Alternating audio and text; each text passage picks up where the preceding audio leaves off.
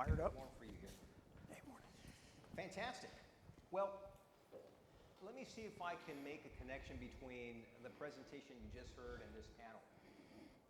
When we talk about the future and we try to align our strategies to where we think the puck is headed, you need to make sure you know what the opposition, what the headwinds are going to look like.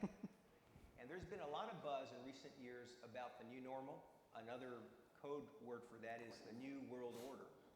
And this panel is all about that. We're going to try to dissect and define what that new world order is as it relates to the supply chain, global trends. And with us, again, we have just a distinguished group of individuals who are veterans in our industry, who have survived many disruptions, and they have a lot of stories. And I'm just very, very pleased that I can consider them friends as well. So again, thank you very much for joining us. So I'm going to start with Paul Bingham, and I'll introduce them as I ask them some questions. Paul Bingham is the Director of Transportation Consulting at S&P Global Market Intelligence. Paul, you've been tracking trends and crunching data in the supply chain for decades. What does your analysis tell you about where the global supply chain is headed, and what does this signal about the new world order in your mind? All right, well, that's a very big question. So to try to get a handle on that, I try to put some perspective around it. From an economic analysis perspective, we end up looking at the fundamentals, which are for supply chains tied to demand. That comes from consumption, it comes from inputs to manufacturing and production to satisfy the activity in the economy. Where does that demand come from? Ultimately, it's from the population that exists that makes up all of that demand, and the output of those workers that make up the workforce. And then what makes the supply chain interesting, and really where all the challenge comes, is the geography of that. Where does it happen? How do you connect all the production points to all the consumption points efficiently, reliably, affordably, all the other dimensions that we talk about being important? And very long term, you're bound by the demographers saying demography is destiny, where it's how big is your population, how fast can your workforce grow, combined with what the economists say is your measures of productivity. How productive can you as a worker be to contribute to increase the value of your output? So we try to look at that in terms of what drives the long-term forecasts and potential for supply chains, but overlaid with the harsh reality that trade is not going to work in the future in a pure free trade environment where you go to the optimal source in terms of resource endowments and capabilities and geography, because you have overlaid on top of that the geopolitical reality that we work with, and we have pressures through the energy transition and getting away from carbon-based fuels with trying to make the adaptation as fast as we can to deal with climate change. And looking forward from a world where in the last 20 years, we had China accede to the WTO. We went to a supply chain sourcing strategy that was, in some minds, looking backwards now, quite simplistic, of relying on China perhaps as your primary source, including all your tier suppliers or the large majority of them. A transportation system that was oriented towards that sort of increasingly concentrated single hub, to something where we have just in a few years, going back to say the Trump administration and the tariffs that they were imposing. This is before COVID, before the disruptions from COVID. We had disruptions to trade already with the imposition of tariffs by the United States, retaliatory tariffs back on the United States. And it wasn't even just China initially, so there's other trade partner countries. But then very quickly moving into the further disruptions that we saw with the severe, unprecedented shutdowns, lockdowns, and disruptions from COVID. But then overlaid on top of that, even more so, we've had Russia's invasion of Ukraine and the eyes opening up worldwide that perhaps, a true worldwide system of trade was not going to be able to persist. The very extensive and severe and coordinated trade sanctions, financial sanctions, and restraints attempted to be imposed upon Russia by the Western nations and their partners in many other regions of the world, which isolates Russia, both as a producer and a consumer, as an economy, intentionally trying to impose punishment for the invasion of Ukraine, but disrupting trade, raising commodity prices, disrupting supply chains, shifting some of the supply sourcing apart from what was going on from COVID and from China. And looking forwards, as we've had several speakers mention before, you're not going to go back to the world before where we were at any of those points, say before the Trump administration or in 2019 before COVID, or even before Russia invaded Ukraine. The implications for that in terms of demand and supply chains going forward, we've already heard mention of what's the rational approach, is to look at your end markets, where you're going to serve in countries where you do the full multi-scale risk analysis to say this is a market we want to be in and serve, where are we going to source the goods to serve that market, and from a North American perspective, where are we going to put our supply chain design in terms of the risk management of that sourcing. Doesn't mean you pull out of China entirely, but you sure better understand that if you are solely dependent on China, the extreme high risk potentially that you face from sustaining an approach that incorporates that. So, most companies at this point have been several years into saying that's probably not an optimal strategy and have been looking to diversify. And that's a standard portfolio management approach from finance. As you have a diversified strategy is going to be much more efficient and lower risk in the long term. Do that with supply chain sourcing. So what does that mean for trade with the United States? It means we're going to be engaging in trade with different trade partners in percentage terms that we had in the past. And the choice and selection and market share of those will reflect all the combination of those factors. It'll reflect the carbon fuel consumption or whatever the substitute fuel consumption for, say, a methanol-powered vessel to serve those end markets, combined with their workforce, their competitiveness, their exchange rates, even their potential growth for their expansion. And in the long term, where does that lead us in terms of sourcing various types of goods in various types of countries? Mexico gets mentioned, but just like Vietnam, you have to think about, well, it's not a substitute for China in terms of population or the complexity and the ability to substitute in a full set of tier suppliers. So there's no simplistic answer to it. It becomes a world of a very much of a hybrid supply chain sourcing future in terms of geography. And that makes it more perhaps complicated and challenging to understand, but actually in the long run is better for the world economy if we're not so simply focusing on a supply chain just across the Trans-Pacific. Some have posited, will India be the substitute for China? And our answer is, well, no. I mean, yes, it will be in terms of the biggest population country. China's population has peaked and India's has not.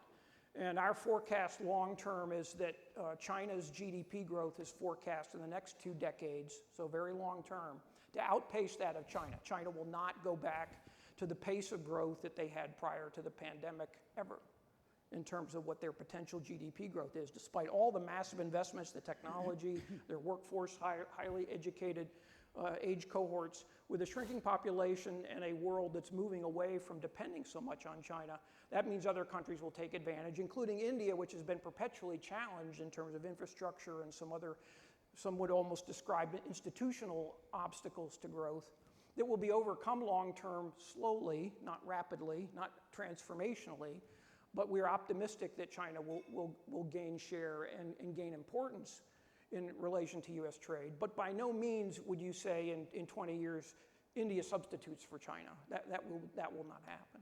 So I think the other point I want to make in terms of long-term trends is the energy transformation has a lot of unknowns around it, including how technology will transform supply chains in ways that we haven't fully envisioned yet.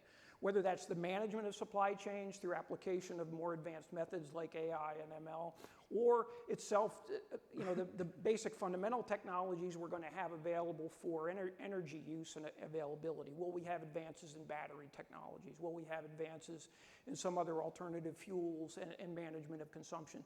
And overlaid with that, the unknowns around autonomy. How much will autonomous equipment of some sort, whether it's on a port terminal or an over-the-road truck or whatever the mode of transport in the very long term, affect workforce performance and the competitiveness of the various geographies affected by autonomous equipment. That's not going to happen very soon, but is not something that should be ignored. It's one of those technologies where there's too much hype about the short run and it's not likely to achieve what those promoters are claiming in the short run. But in the long term, it could be almost undervalued in terms of its potential impact in the very long term. And then the one other point I'd make is that we've had a few mentions of environmental, social, and governance factors being to take into consideration. That's clearly, I think, driven and dominated by the environmental side in terms of supply chain sourcing first, but not exclusively. You know, it's not enough to say you're sourcing from China anymore. You have to know, you know, which province it is. And there's more detail like that in terms of some of the constraints that get put on from the social and the governance side of companies and all your tier suppliers in your supply chain. So it's not even just your company, it's your whole supply chain from start to finish. And what that's going to imply for the future in terms of knowledge requirements, information processing, and potentially even some of the decision making about source supply, where you would have other reasons economically to choose a particular location that you won't choose for some of those other reasons in the future. So let me leave it at that. That was excellent, Paul. You know, one of the things, Excellent.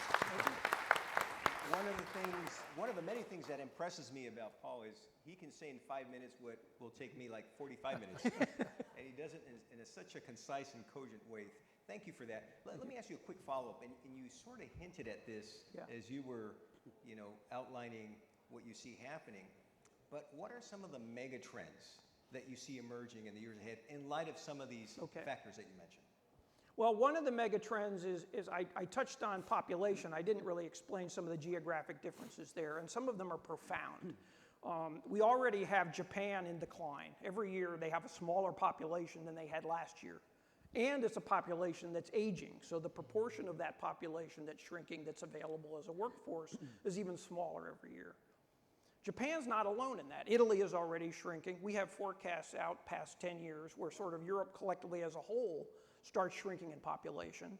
There are other countries that are even accelerating on the path towards that, unfortunately, such as South Korea. And then we look out very long term, say beyond 10 years, it's really only Africa and parts of Latin America that sustain population growth anywhere near what we would have considered sort of normal, maybe as recently as 10 years ago. North America actually is forecast to see faster growth as a region than any of the other developing or developed country regions left in the world. So more than Europe and more than developed Asia. But that's due not so much to birth rates, but to in-migration, the demand to have people move into the countries, and you know, led by Canada being very aggressively proactive as a national government, promoting population growth through in-migration. And we are making the assumption that the political calculus in the United States will continue to accommodate in-migration so that population growth rates will not be as slow in North America. But that factor of not only a slowing growth in population, but the aging of the population, like in China, has significant implications for the workforce if you don't have accompanying productivity gains and technology applications to make that workforce that remains productive as you need it to be, especially if you have to take some of that workforce and put them to work in service jobs taking care of the elderly that are no longer working. So I think that's one of the trends I would call attention to in terms of the geography of where that's going to happen. I think the one other region I'd point to with some sustained relatively high population growth is the Middle East. But apart from that long term, that affects long-term potential for those economies to grow and consumption for goods, to purchase U.S. exports, or to be source supply for factories for production for tier suppliers in your supply chains. I'm trying to think of another trend that I touched on was the technology adoption. That's going to be driven, I think, in part by not only the innovation and the finance, but we've seen recently the introduction by the United States and now copied by Europe of what you might have called in the old days industrial policy, trying to have federal government investment to try to promote certain industries. So we had the CHIPS Act a year ago in an attempt to move back onshore semiconductor chip manufacturing through putting new generation fab plants in the United States. I think that was a very deliberate decision, bipartisan in Washington, D.C. on the part of both parties. I think there's some real challenges in that have already cropped up in terms of, do we have a qualified workforce that can actually staff and build those fab plants as fast as Congress envisioned them with the funding to make it happen? And I think that kind of constraint that comes from the workforce side is significant, and it acts as a potential barrier to onshoring. We've seen some other attempts to have onshoring with higher levels of automation that have run into some obstacles. And that's going to continue to be a problem in the United States in terms of our education, the STEM workforce we have to be able to absorb more of that. And there may be no easy answer to that. And if we have more industrial policy to try to bring more types of production back on shore, that may also prove to be challenging. One other category I'd call attention to is the rare earth minerals issue.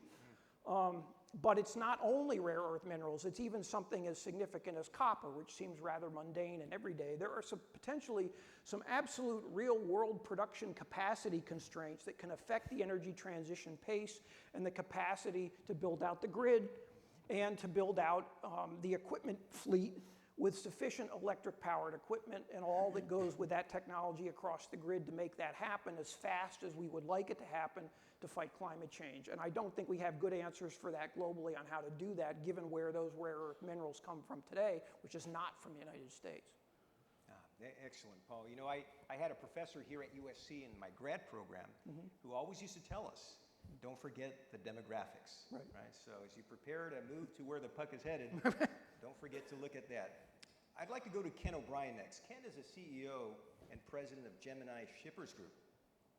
Ken, you represent hundreds of BCOs. What are you hearing from them, and what are you advising them for the New World Order as they prepare for the New World Order? It's a great question. So, good morning, everyone. Thanks to USC for inviting me today. We have 300 importers and exporters that we help with their supply chain and procurement. And so, I mean, I think before I talk about what we're telling them, maybe I'll frame up somewhat differently than Paul or Noel did this morning, how I see it and how ultimately I think that affects the psyche of the shipper. I might argue, and you know, Noel and I are quite good friends, and two reasons why. He's wicked smart, probably thanks to USC, and he's positive. And so maybe I'll sound a little cynical or negative at first, but I will spin it back to positive so we can all go on with our day. I would argue that we're in the midst of what I'd call a geopolitical recession. And if you think about what's going on in the world, I might argue that the last 2 years, or posit that the last 2 years, that we've become completely desensitized as to what really things are happening. We are fighting, or people are fighting, in a global land war in Europe. It's been a bit since we've done that. Just this week, we've had to increase our presence in the Straits of Hormuz to protect freedom of navigation of oil for what is arguably, after the United States, you know, for us at least, the next largest supply that we worry about. Our largest bilateral trade partner, China, the relationship is nothing but cold. And there's good reasons for that. Forced labor issues, IP theft, impacts of COVID, challenges in China, totalitarian state sort of behavior at the Politburo. And so when you look at all that, what does that say? Environmental issues, which I'm sure we'll touch on. I think you could argue there's a lot going on. And so for a shipper, what does that mean? It means they have a lot on their mind. Bring the home front back. The political climate, I don't think any of us want to talk about it today. I certainly don't, but the polarization is brutal. Peter really touched on and really highlighted the infrastructure issues, which are real and not going to be solved easily.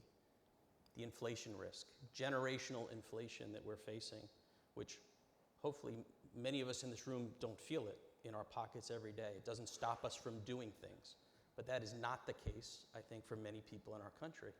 And so we have to take that into account. And so for an importer or exporter, all these exogenous forces that are affecting them, you'd say, well, they've got a lot on their mind that's out of their control, but it affects their customer and their bottom line. And so the answer is, I think shippers have a lot to do. And so what do we do in our companies? We try and figure out, can't solve those things, right? I don't have a voice or an impact on any of them, but I can help them figure out how to deal with them, how to prepare themselves for change. And I think the number one thing that we talk about is information. You know, we spend a small fortune with data and data science to try and figure out these little seams of information which give people competitive advantage. And so I'd say the first thing shippers are trying to do is gain any sort of asymmetrical advantage on information over their peers. I think the other part is they have to have flexibility. I think the last 3 years here have shown us with an inflexible supply chain, you are doomed, right? Be it East Coast or West Coast, intermodal, transload, all the things that we think about. Do I use NVOs? Do I go direct contracts? Do I use a shippers association? All those little pieces, I think that flexibility, people have not typically been thinking about that. I think people had kind of set their supply chains up, layer on everything that Paul said about the demographics, the shift to the southeast. You really have to think through, in my mind, and what we have to help prepare them for and what they're asking us to help them with is, tell me about, as Donald Rumsfeld used to say, unk, the unknown unknown, right? And that's the truth is, and anyone who sits up here and says they know exactly what's going to happen in the next 5 years, I would discount every word they say. I just don't believe any of us know that. But what we do know, there are trends, and with those trends we can start to make some assumptions, and with those assumptions we can make tactics to try and address them. And I think that's what we try and do every day. Again, now you know why I spent hours on the phone with Ken, right? Excellent response and perspective, Ken. You know, let me pivot a little bit, because prior to your current role, you spent your first part of your career in the shipping line, in the liner industry. And with the announcement recently of the 2M allowing their agreement to expire in 2025, there's been news that SM Line in Korea is making a run at acquiring, Big Brother HMM. Do you see this as the start of a realignment in the liner shipping industry? So I'm not so sure about that. Here's what I do know. Since 2016 through 2018, we went through 6 weddings and a funeral in liner shipping. You had the top 10 back then were 65%-ish of total capacity in the top 10. Today that's up at 85%. Back then, kind of centering in on the trade that we all are talking about, the Trans-Pacific here there were 21 lines in that list. Now really you're down to 12, 13 is what depending on how you want to count companies co-owned. And so I think that, why? So you get to so as Noel said, I come from the liner shipping business. I worked for a carrier. I was in the trade department, and we talked about, Paul talked about the demand side, the supply side. The profitability of the liner business has been a struggle. These alliances ultimately have been, back then in 2016, there were 4 alliances and 4 independent carriers. Now there's 3. This shifting landscape, I think, is just a reality. I think, and knowing nothing about, what's going on inside Maersk or MSC beyond what we hear publicly, 2 great companies, right? Strengths and weaknesses. They do things differently. They're both going to be fine without an alliance. I think ultimately, though, when you look at how much capacity, right? MSC now the largest carrier. After their order book of 120 some odd ships, they'll have a fleet of 6.6 million TEU. Maersk, on the other hand, has an order book only of 400,000 TEU. And so they will likely slide, and CMA will become the 2nd largest carrier. And it seems quite obvious from what Maersk has said publicly that they're absolutely great with that. That's a strategy. It's a decision they've made. So do they operate alone? At that size, they'll still be the 3rd largest carrier in the world. In theory, they could. But I think for shippers and for people that work in the space, what we have to think about is, where will they decide to put their chips on the board, right? In an alliance, right, they're sharing ships. There's certainly a lot, you can do a lot more with twice as many ships. And so what trade lanes will they focus on? Today, if you look at where Maersk and MSC have their ships by trade lane, there's differences. Latin America, Africa, their emphasis on the Trans-Pacific trade. And so that will have to change, right? You can't do more with less in that case. How do they do it? So I think to your point, Noel, one of 2 things. They will de-emphasize or re-emphasize certain trade lanes over others based on their own internal calculus on profitability and growth. Or 2, they'll find other partners. Does that mean all the alliances have to shake up? I don't think they have to. But I think what you might see is how you saw Zim and the 2M work in kind of a sub-alliance, regional alliances. And so I think that's a very good possibility. I think the other question, about, who will buy into HMM, right? There's 5 companies that are running. You hear about SM Line because they took over the assets of Hanjin. Possible, but some of those other companies are quite formidable as well. And so, Pantos is quite a huge firm. Pan Ocean is a really, really strong company. I think the interesting part is it doesn't necessarily change the alliance calculus, right? Even SM operating mostly independently, it doesn't change the footprint too much. So I don't know that it actually changes it. I think what we have to get used to is these are ultimately, they have time limits, right? The 2M agreement, started in 14. It had a 10-year time pin, and they decided to go a different direction. I think, as shippers, what we do is we just kind of keep track of who's who and accept that as networks change, the partners we pick have to change potentially. Thank you for that assessment. Can appreciate it. And before we move on to Vince, Gemini Shippers has this sustainable initiative that you launched and you're moving forward. Can you tell us a little bit about that? Yeah. Since that is one of the emerging themes of the New World Order. I will, shameless plug, greenable.co. We did, so many of our members over the last couple of years have asked us to really get into the sustainability side. And, simple questions. I think the biggest question, and anyone who read my bio knows I have a degree in business analytics, and so I'm a data guy. And the number one question is, what is the carbon footprint of moving this box between here and here? And my frustration was, if I asked 3 carriers on the same ship, I got 3 separate numbers. Unacceptable. I think it gets really unacceptable when we start to talk about paying money. A clean truck fee? Great. Shippers don't get this stuff. A carbon fuel surcharge on a ship. All of these things become really problematic. When I have to take out my checkbook, I want to know what I'm buying and I want to know what I get. And so Greenable was launched really with 2 goals. One, to create a virtual town square to bring together all the players, shippers, carriers, providers, government, into one place to talk about this. Because I think, there's a lot of great information about, is it ammonia or methanol? We're building a windmill, but how does it affect the shipper? And I think the shipper's voice has not really been heard. If you think of the shippers, importers, exporters, brands, ESG is a really important part, right? B2C companies face these challenges more than B2B in many ways because they have actual consumers who are demanding change tomorrow. I didn't feel, and we did not feel, that was really reflected in the supply chain, the Scope 3 piece of it. And so really our 2 goals really are to figure out how to measure carbon emissions fairly so that everyone can start to actually make investment and choice, and then really to help people disseminate information and ultimately get on that glide path to 2050. I mean, it sounds like an incredible amount of time, but when you look at it today, the ships we are building, the order book that exists, those 7 million TEU of ships that have been ordered and are being delivered as we speak, all of them will still be here in 2050, and all of them, while they're dual fuel, are primarily the same technology we had for the last 40 years. And so you ask yourself, if we really are going to put our money where our mouth is, how on earth can we do that if we don't start to accurately measure this stuff and talk about it in a really pragmatic way and not kind of a pie-in-the-sky theory? It's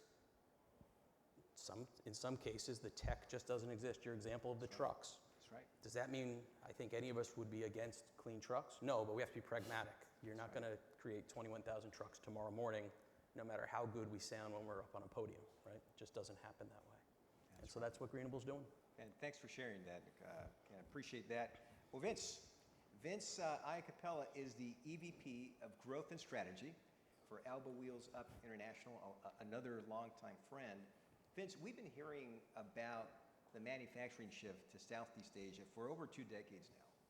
How do you see that evolving and changing in light of some of the comments that Paul made about other regions around the world? Well, thank you, Noel. Value the partnership. And you had me at the mentioning of the great one on the opening remarks, who brought hockey to LA. And we do value the partnership. It's so tempting to start at the pandemic and say, the pandemic kind of exacerbated pre-existing issues in the supply chain. But my customs broker DNA will come out and I will say, let's go to 2018 to Section 301 duties. So for the last 2 decades, our company, customs broker, freight forwarder, 90% Asia production, 90% consumer products. And we did a merger and acquisition. We're the number 2 broker in microchips right now. But we really focused on Asia consumer products. And we've been hearing for 2 decades, hey, labor costs in China are rising. We want to go to Southeast Asia. Hey, we want to hit New York ports as well as West Coast ports. We're going to try and go to Southeast Asia. I will tell you just what I saw and what my experience was. Maybe this is my customs broker DNA coming out. Nothing moved the needle like follow the money. Okay, the 301 duties came out. List 1 wasn't bad. List 2 wasn't bad. They'll never do list 3. Guess what? They did list 3, $200 billion in 2019 money. They did list 4. It was the race out of China. And it's so comforting today to hear the narrative and the way we talk about this getting out of China. In 2018, I had customers calling me, what does it mean to get out of China? Does it mean we go to Vietnam and we deal with a subsidiary of a Chinese company, 100% owned? So you're asking me what's moving the needle in moving to Southeast Asia. It is government trade policy, Section 301 duties, moved the needle the most. The next was supply chain disruption due to COVID in China. Nearshoring, maybe we'll talk about that next, but nearshoring comes in a little bit on direct to consumer with the move out of China. I'm really relieved to hear the narrative talk about, just like, and Paul's remarks were brilliant as usual, just like you can't have China be your principal sourcing market. We don't know any middle market companies that can get 100% out of China, even in 5 years. I get in trouble when I say that. It sounds like a pro-China statement. I'm just being realistic, okay? It's hard to get out. So what was really encouraging was to hear about this multi-channel distribution, this multi-US port arrival, getting out of China, diversifying out of China to other parts of Asia, to northern Mexico, to the Western Hemisphere. So what's moving the needle, I thought, was the 301 duties, which, by the way, are still in effect, not going away. There's bipartisan support for them. The pandemic, the supply chain disruption, having all the cargo on boats, waiting 6 weeks to get into the port. And the biggest mover in the last 6 months has been the Uyghur Forced Labor Protection Act. So if I take Alba's 2 biggest verticals, which is apparel, cotton, and silica microchips, those are highly affected. So to channel Ken a little bit, within 7 weeks, we had to build inside of Alba and partner into a robust supply chain transparency tool that focused on Uyghur forced labor. But I'll leave you with this. It's becoming increasingly difficult, and it's just not cotton and solar and semiconductors going to auto parts, it's going to other things. Southeast Asia is not a silver bullet. Last month, Malaysia had more forced labor infractions than China, right? Because of the Chinese components. So something Ken said, it's ever complicated. I don't see anything moving the needle like US trade policy, whether it's the Uyghur Forced Labor Protection Act, whether it's Section 301 duties, whether it's anxiety over a repeat of 2020. That's where I see it going. And we don't see a change in the 301 duties, but we also see people in this equilibrium now where they're saying, you know what? If I'm 30, 40% in China, and I do the rest in Southeast Asia, and I do 20% in the Western Hemisphere, or I bring the components from China and I finish in northern Baja, right? I finish in northern Mexico. We'll talk about that. Yep. So that's what I see. Fantastic. Well, thank you for that segue. So, and Paul alluded to this as well, right? Let's talk about nearshoring. How many of you have heard about nearshoring, right? You hear about it in every conversation, possibly, right? So a few weeks ago, I was actually in Mexico City, and as all of you know, Mexico is now the #1 U.S. trade partner, and I was blown away with how much foreign direct investment Mexico is receiving via infusion. In fact, that's the number one category in their GDP. And everyone that we talk to, we're pointing to nearshoring. They said Mexico is going to be one of those emerging markets. So what do you think about that, Vince? Well, Do you see you that as know a from our possibility? previous discussions that we've been riding that wave. We had a couple of anchor customers. Again, I go to 2018, the 301 duties. If an importer was paying 6-7% duties, they were kind of paying it, and that was part of the cost. The 301 duties really forced importers to say, hey, you know, if I have a portion of my inventory that is eligible for direct-to-consumer duty-free, I kind of have to do that now. And one of the ways I can do that without identifying a US consumer in China is I can nearshore it to Canada or Mexico. So prior to the pandemic, we saw, we actually led on a couple of initiatives with some customers. The IMEX bonded facilities in northern Mexico were holding 20% of inventory, 30% of inventory. But lo and behold, guess what happened? August 21, I'll go to August 21. And whoever had inventory in North America won, right? Most of the inventory were on boats in the middle of the Pacific, or worse, just a few miles outside of the port, waiting to berth, right? And guess what our customers were telling us? We kind of like having this inventory 3 days away from every US consumer. I don't know if we can do it with our whole inventory, but we really like having a portion of the inventory. Remember, it's the reversal of 2010. I think Ken will remember, and Paul, 2010, after the first big recession, it was like no more inventory in North America. I think 2021 and 20 kind of reversed that and say, hey, you know, we need some inventory in northern Mexico. So you see an explosion of the IMEX bonded facilities in northern Baja. And one of the reasons that is that, you know, our customers can hold their inventory there, and they can make a decision. Am I going to go north into the US market, direct to consumer, duty free? And by the way, not pay 301 duties, not pay US duties. I also, from northern Mexico, a little harder from Canada, but from northern Mexico, I can go B2B, I can go business to business, right? And by the way, shameless plug for the ports of LA and Long Beach.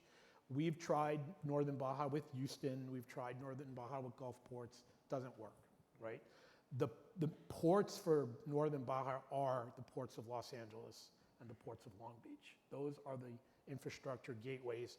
Those are the links between the Asian manufacturing market and the northern Mexico distribution market. That's just the hard reality of it. But yeah, we see an explosion. We see more of the same. I think it's not a bad thing to have more inventory in North America or to finish goods in northern Mexico. So I think we're very bullish on that. You know, so what you just said about the ports and trade, increased trade because of nearshoring, validates what I told my friends right there from Mexico, right? So in reality, I mean, just to you know, sum it up, even if there is a trend towards nearshoring, trade will continue, right? I mean, it's not like it would disappear and all of a sudden all those ships that would come from Asia would stop coming.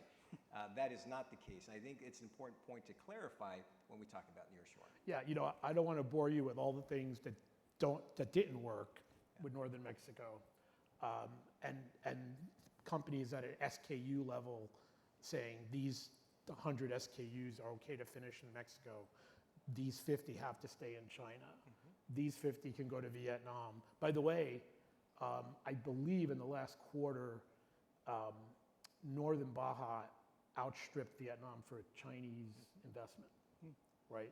So that should tell you that this is decoupling or having this neat, binary solution to things are probably not going to happen. I think it's trade is not going away. And look at the semiconductor industry. Even if we're manufacturing here, we have components, we have inputs that are coming from Taiwan and these other places. So the sustainability of the global supply chain will become more important as we become more interdependent and less dependent on China, I believe. You know, you guys are so awesome that your answers to the questions are segueing into the next question. So you're making this easy for me. So Keith, you get the easiest question. right? How do you see the situation between the U.S. and China evolving? Oh, wow. I'm glad I got nearshore. And here's the question. Can the U.S. truly decouple from China? Well, I'm going to answer this my way. First of all, it's a real honor to be here, especially as a Marshall alum. To be on the stage with these guys is a huge source of pride. I think it's important to give a little perspective leading up to that answer about ACI, our company. So for decades, our company was focused on print media distribution, delivering, think newspapers, product samples, marketing pieces. About 7 years ago, we realized that that was in serious decline, and we had to make a major pivot.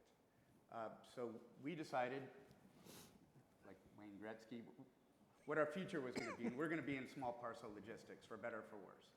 So we made that commitment.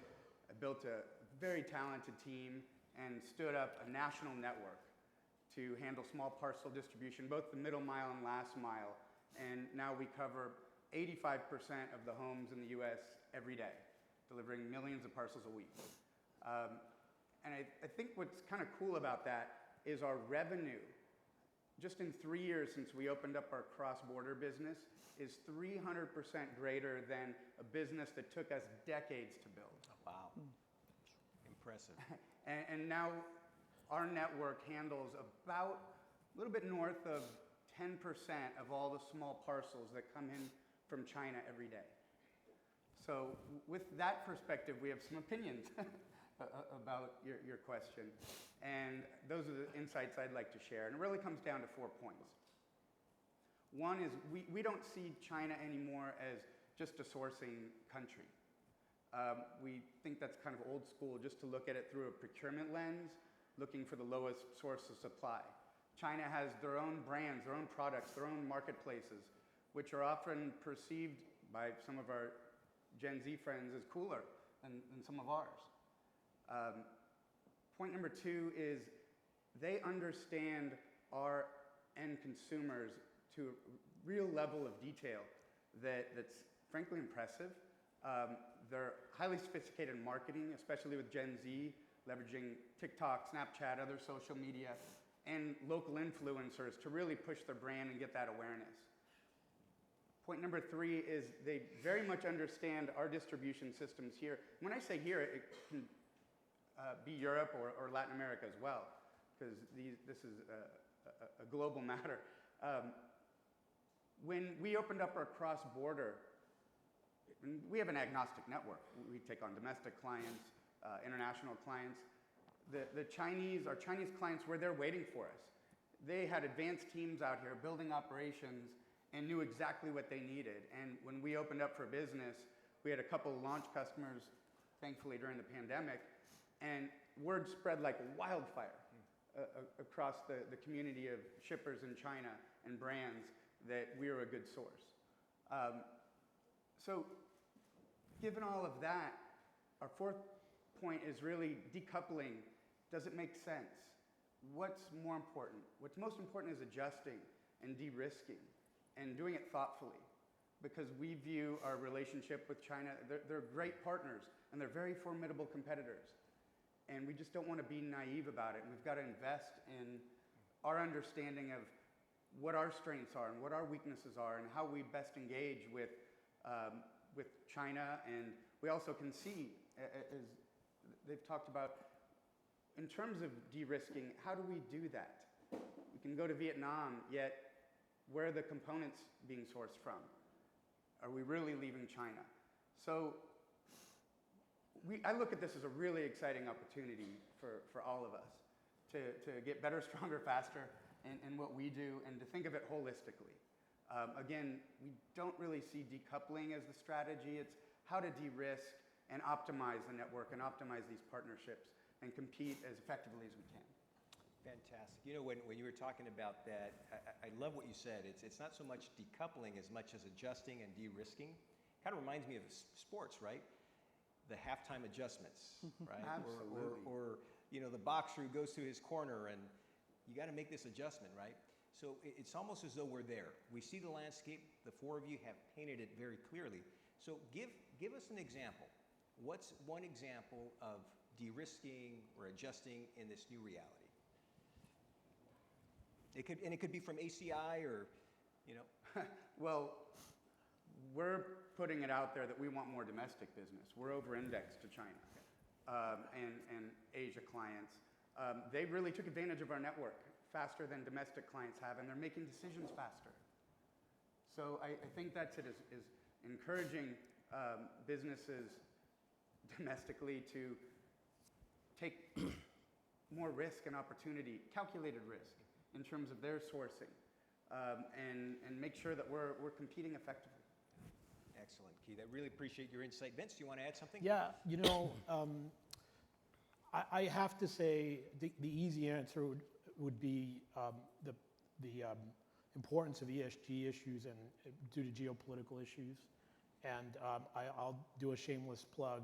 You know, our forced labor transparency product has generated more demand in 5 weeks because you don't have to leave China if you're totally transparent, if you're leveraging AI, if you're doing all those things. I know that Ken has a great carbon emissions product. I think people are going to be looking towards these automated tools, these supply chain transparency tools to help de-risk.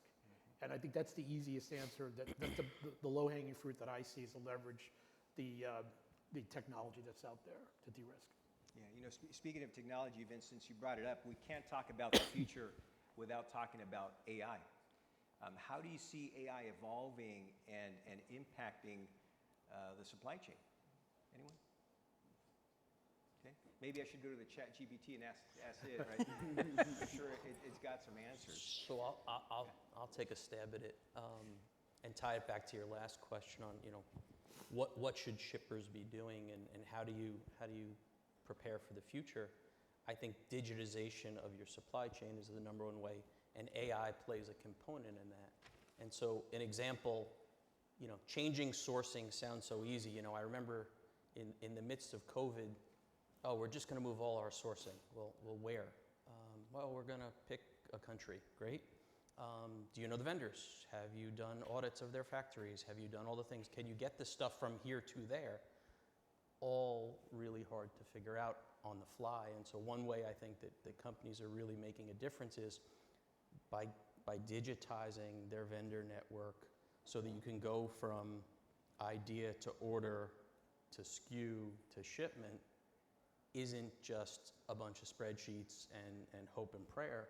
It has to be. And so I think, you know, one of the ways we see companies looking at that is using technology to find sourcing solutions, alternatives, and they could do that much more efficiently in a data-heavy environment.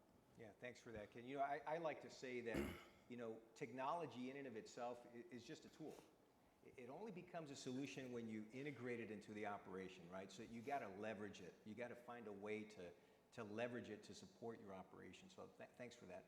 Anyone else wish to add on? Yeah, I could say that within S&P, they have an enormous amount of internal proprietary data. The generative AI applications here, rather than the chat GPT focus on the entirety of the web, is being applied internally to proprietary data, but very large databases. And the example there is the textual databases and even audio-visual databases, which is even perhaps hard to conceive of, but applying AI techniques to that to extract more information much more readily, to answer questions that we haven't even anticipated our customers could ask.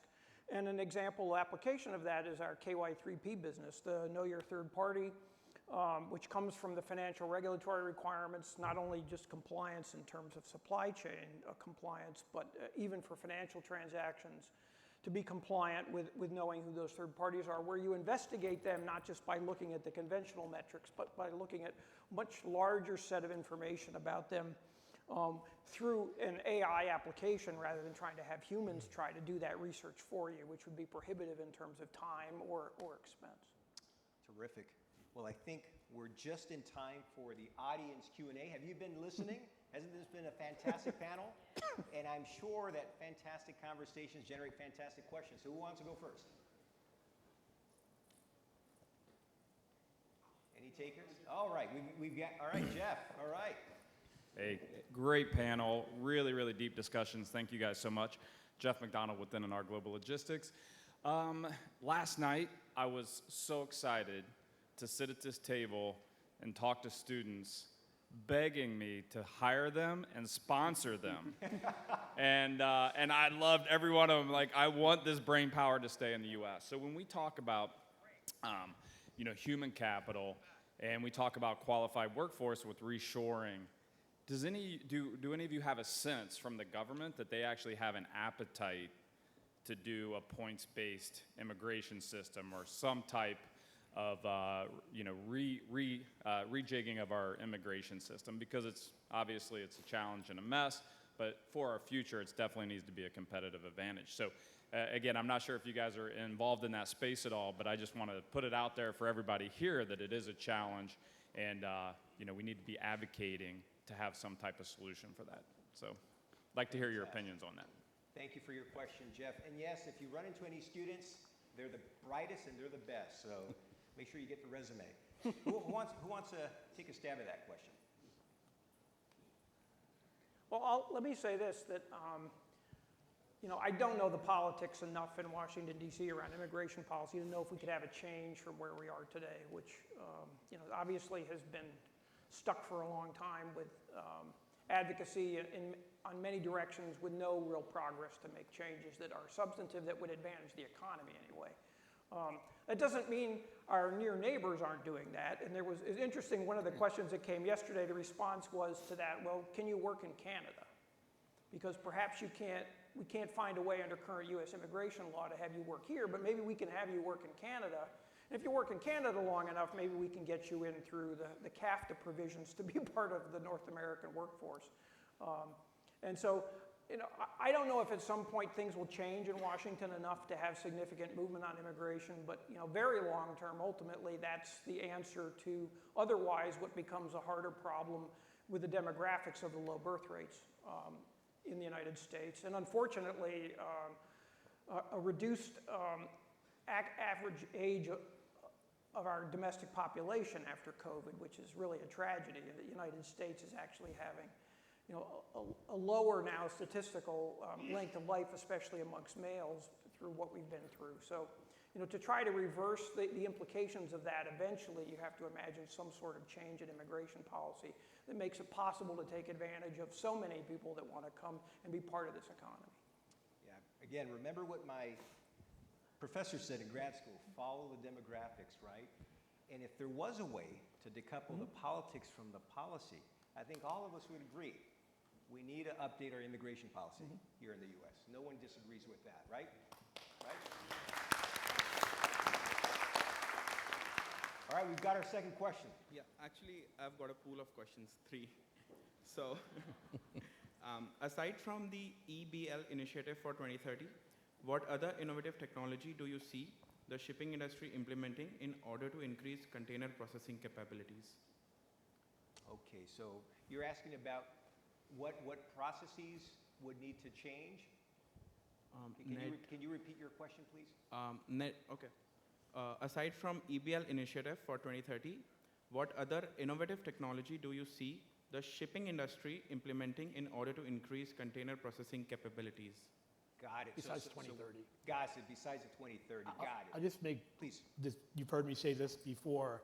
I think it's a mistake because we're a little light on volume to take our foot off the pedal in identifying the 5 or 6 pain points we identified during the pandemic, which was a shared data platform, the leveraging of advanced data, operating hours at the terminals, equipment decisions about which chassis can go on which terminals, appointment systems.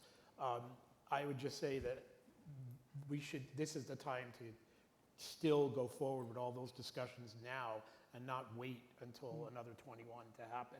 Because we've had some great ideas that came out of that period, but now we might be losing a little bit of momentum because I'm not having an issue right now. I'm getting my container in an hour or 2, and the terminal is light, and why? So that's just my observation. Yeah, thanks for that, Vince. Anyone else care to add to that? I think generally, we're open to every and all technologies. right?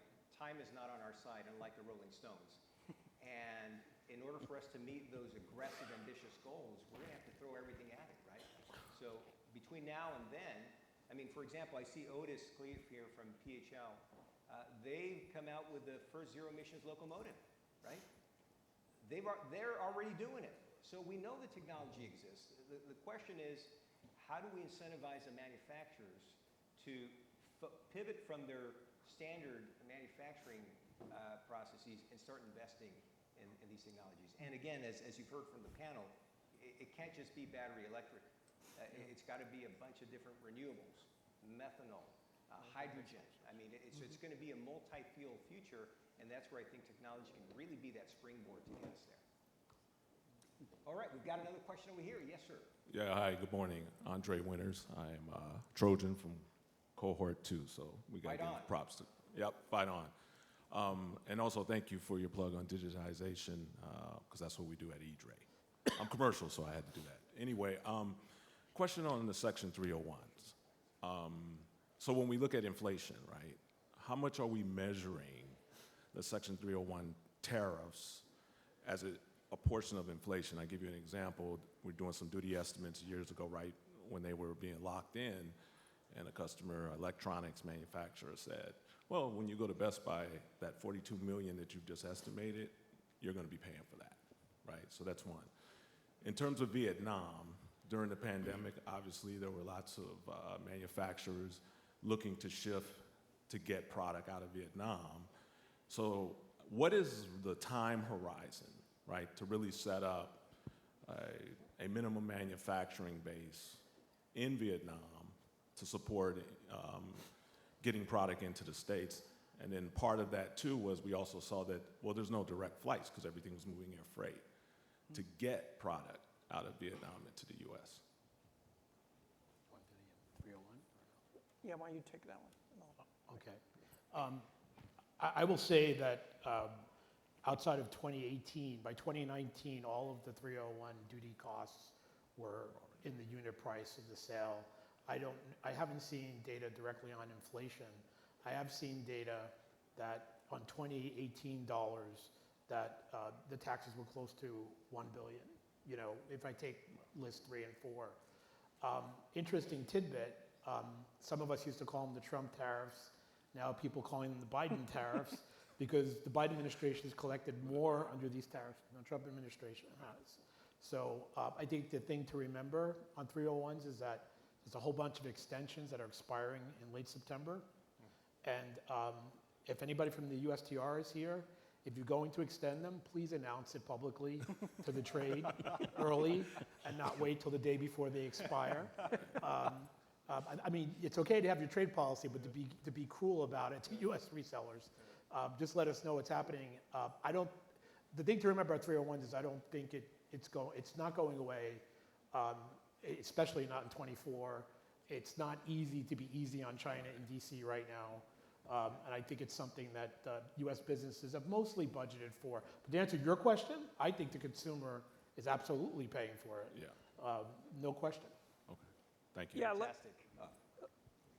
let me add on the tariff impact is, in the face of inflation, is affected ultimately by what was received by that producer who continues to export. In the face of inflation, and you don't have inflation in sync country to country. In fact, China right now is facing almost turning into deflation, especially compared to the U.S., where the numbers came out this morning. Core inflation is still 4.7% here. So there's already been a divergence, and you also have to take into consideration the exchange rate issue, which is a perennial factor which matters in terms of, well, what does that translate through when you put it back in renminbi terms? So I think that's the only other guidance. And as far as things like direct access to Vietnam, that's all tied to the volume. If you have enough in volume in place, the carriers certainly will put in service. And there's an excess right now in air capacity globally, so that's right. not an issue in terms of, is it possible to add it? That will happen with the market. Thank you. Yeah. Thanks for that, Paul. We've got one final question. I see Wink in the wings here, so please. Really quick, this is a question for Ken. It was so great to hear about Greenable. I'm on the ESG panel this afternoon, so we'll talk more about that. I wondered who you saw now that you're having to cut checks for the cost of that carbon. who are you seeing emerging, or are there emerging trusted voices in the audit space for carbon footprint, carbon cost, and all in this platform that you've created? Thank you. Yeah, it's a great question. So I think one of the most interesting parts about it is that the startup community and the venture space has been so prevalent. And so, I think when people judge, credibility of organizations, often they look at longevity. And I think in this case, that is probably the wrong answer. It's a new problem with new solutions and new players. And so really, the companies we've spent a lot of time with are all in the startup space for the most part. And I guess you would consider us part of it as well. This gentleman has one final question. He said it was going to be a good one, so I said yes. I hope so.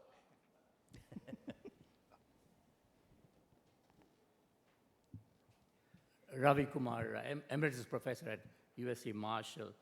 I heard about Baja being a talking point now, and in the decoupling or the easy decoupling aspects.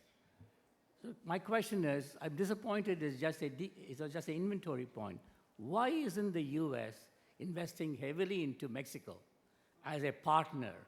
They're close by, easy access, they have rail corridor there, they're a friendly neighbor, there's low-cost labor compared to the U.S. there. You can reduce the refugees flowing into the U.S. by providing jobs for whoever comes into Mexico. You can reduce the influence of the drug cartels by providing jobs to youngsters there.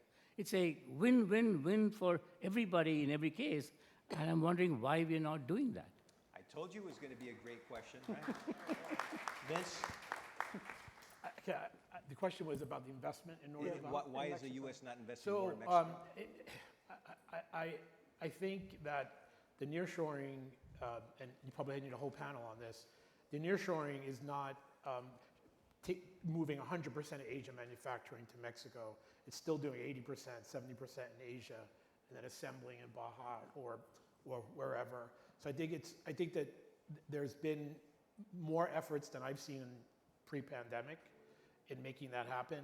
And I also think that the Texas-Mexico border looks totally different than the Baja border. If you drive along the US 8 highway at the southern, on both sides, I won't mention brands, but million square foot warehouses on both sides, buildings popping up like faster than trees. Obviously, trees take a long time to grow, so it's a bad analogy.